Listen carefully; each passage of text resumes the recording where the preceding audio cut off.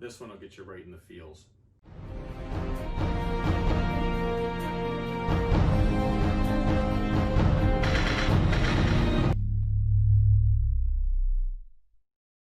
Welcome to Star Joes. I'm your host Ryan, and today we're going to be covering G.I. Joe number 7 from IDW. This is written by Paul Aller and drawn by Chris Evenhouse. The title of this is A Soldier's Heart, and I will tell you, if you haven't heard about this issue, I would be surprised, especially if you're a G.I. Joe fan. It's gotten a lot of attention, and rightfully so. I will say, when it comes to the G.I. Joe title, the relaunch that they did maybe about 6-7 months ago, I read the first issue and thought it was okay. I didn't think it was great. I didn't think it was bad. I just thought it was okay. There were some decisions that were made in the issue that I had mixed feelings about. Didn't really know about the direction. The idea behind the series, the overall concept, I really loved, which is that Cobra has taken over everything, and that G.I. Joe is really this band of rebels getting together. That sounds familiar. Band of rebels taking on a big empire. Anyways, in all seriousness though, it sounded a little bit like the ends of the earth or ends of the world, or there was a G.I. Joe story in the cartoon that it was a fantastic story. It was a two-parter where Steeler and a few other Joes go into an alternate dimension where Cobra is taken over, and there's this resistance force that's trying to fight back. And that's what the overall idea behind this was. And I always thought that that story should be continued. I wanted to know, I thought it'd be a good direction for this, the G.I. Joe property. And that's kind of what they did with this. It's not a continuation of that story, but it's the same general concept. And I really was excited about that. And like I said, when I read the first issue, I was like, okay, it's okay. Read the second issue, I was like, okay, a little bit better.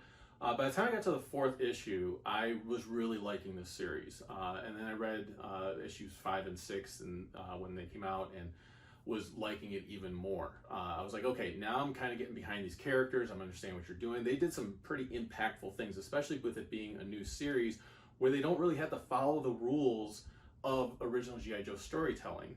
So then I heard about this issue 7. And the idea behind this is that this is generally a flashback for the character of Scarlet. Shayna has come home from being in the military, and she's trying to get adjusted to everyday life. And if you've ever been in the military, which I have not, and I applaud all of those of you that have, I do know that it's tough coming home. So you have your regiment, you've seen some things, you've experienced some things, and it makes adjusting back to the real world, I shouldn't say the real world, but this world, a lot more difficult. And this issue really captures that. Shayna is resistant to go to like some group meetings where other soldiers are there. She feels like it's really not going to help her, but she decides to go anyways. Duke really kind of talks her into that a bit.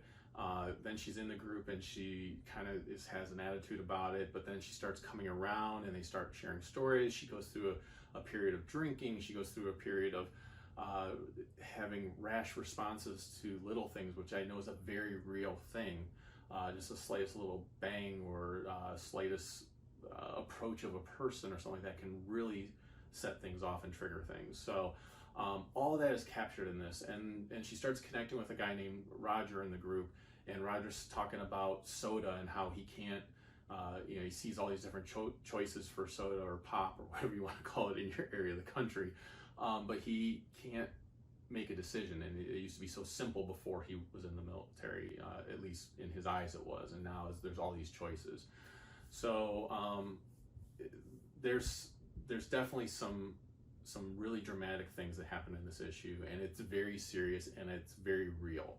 I think that anyone that has experienced these types of things would get a lot out of this story. I have a feeling that Paul either experienced these things himself or talked with a lot of people that did go through this type of stuff. They've made this issue available for free. IDW has made it available for free as part of Suicide Prevention Month. I have a feeling it'll still be available even after that. I looked on the website today. It's still available as of this recording. I'll have a link to their posting in the description below. Highly recommend listening. Highly recommend reading this issue. There's also information for the suicide prevention hotline. So the phone number actually should appear right here, right now for you. And if you find yourself in that type of situation where you think nobody cares or no one understands, give that number a call. If you just need someone to listen, someone to talk to, you can find me through Star Joe's on Facebook, on Twitter, on Instagram, and that's not me plugging those things. That's a way you can reach out to me. Like if you just want to talk about whatever, and you just need to get your mind off of maybe a dark place that you're in, I'm happy to be that person for you to reach out to. I've mentioned on the podcast before is that the worst thing I could ever think of is that someone felt alone and depressed and felt like no one cared, because I do actually care. I might not know you at all, but I do care what happens to you. So, and I mean that very sincerely. If it's a much more serious problem though, I am not a licensed therapist. I am not offering my services or anything like that. That's when you really want to call the hotline. But like I said, if you feel like that's not for you and you just really need someone to take your mind off of things, put something in the comments. I'm typically responding to those. Reach out to me through Star Joe's. Become part of the community. You'll find a lot of other like-minded people like myself, and we're happy to get your mind off of maybe some things that are taking you down some dark places. But like I said, if it's become something very serious, please realize there's a lot of people around you that care about you, and you should definitely give that phone number a call and talk to somebody. So I really feel like it's unfair to rate this issue because of the seriousness of the matter, but in honesty, if it wasn't such a hot topic, such a sensitive topic, I would still give this issue the rating of the Autobot Matrix of Leadership. I thought the art was very well done. I thought the story was extremely impactful. After I was done reading it, I had to set anything else aside and just kind of take in what I just read. So I'm hoping that as the series goes on, I will become even more and more impressed with the series. Like I said, that has been the case so far. It may not have hooked me in the first issue or two, but you definitely have me hooked now, and you have had me hooked for the last few issues. So I really appreciate the series. I think anyone that has given up on it should go back and at least read up through issue 4 or 5, and then if it still isn't grabbing you, maybe then you give it up. But I think that you'll be hooked at that point, especially if you're a Joe fan, especially if you like good storytelling of good characters. So with that, I'll go ahead and close the episode by saying the Force will be with you, because knowing us is half the battle. Take care, everyone.